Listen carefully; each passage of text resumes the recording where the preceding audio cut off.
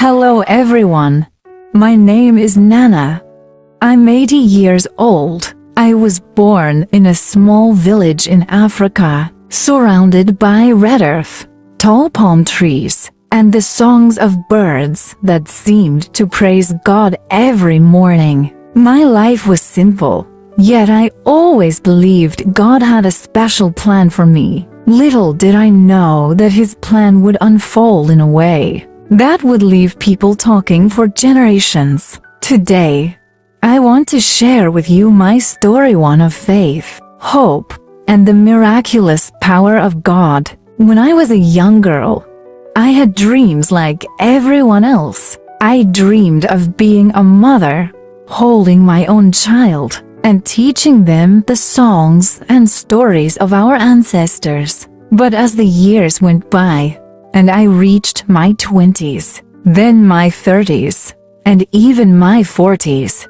that dream began to fade. My husband, Kofi, was a good man. He loved me deeply, and though he, too, longed for children, he never made me feel less because of our childlessness. But inside, I struggled. In a culture where motherhood is seen as a woman's greatest blessing, I often felt inadequate. People whispered, "What sin has she committed?" Others said, "She is cursed." I prayed, fasted, and sought God's face for years, yet my womb remained silent. How many of you have prayed for something for so long that you wondered if God was even listening, but also accepting that I would grow old without children? I clung to Psalm 34:18. The Lord is close to the brokenhearted and saves those who are crushed in spirit.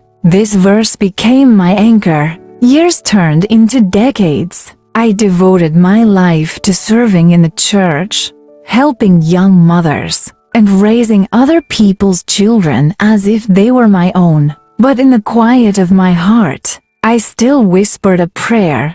"Lord, if it pleases you, let me experience the joy of motherhood, even if only for a moment." At 79, I began to notice strange things. My body felt different. At first, I thought it was old age playing tricks on me. But one morning, I woke up feeling an overwhelming sense of peace and purpose. It was as if God was saying, "Nana, I'm not finished with you yet." I went to the village clinic, where the young doctor looked at me with disbelief. "Mama Nana," he said, "it's impossible, but you're pregnant." Pregnant? At 79? I laughed, just like Sarah in Genesis 18:12. When she overheard the angel telling Abraham that she would have a child, I laughed because it seemed too absurd, too late, too impossible. But isn't that just like God? He specializes in the impossible.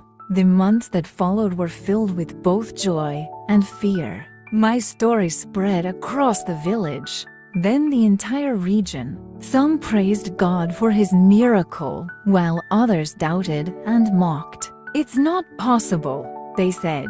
"She must be lying." But I remembered Isaiah 55:8-9. "For my thoughts are not your thoughts, neither are your ways my ways, declares the Lord." On the 25th of December, at exactly 3 a.m., I gave birth to a healthy baby boy. It was the most profound moment of my life. Holding him in my arms, I wept tears of gratitude and awe. I named him Emmanuel, meaning God with us, because his very existence was a testament to God's presence and power. Raising a child at 80 is no easy task, but every morning, as I watch Emmanuel laugh and play, I'm reminded of God's goodness. He is my strength. When people ask me, "Nana, how do you do it?" I tell them, "It's not me, it's God. His grace is sufficient." My story is not just about an old woman giving birth. It's about the faithfulness of God. It's about trusting Him, even when the odds are against you. It's about believing in His promises, even when the world tells you it's too late. Let me ask you, what are you believing God for? What prayers have you stopped praying because you think it's too late? I encourage you to bring those prayers back to the altar. Remember Abraham and Sarah. Remember Hannah. Remember me, Nana. Trust in the Lord with all your heart and lean not on your own understanding. Proverbs 3-5. He is a God of miracles. And if He did it for me, He can do it for you. Thank you for listening to my story. May it inspire you to hold on to your faith, no matter what. God bless you.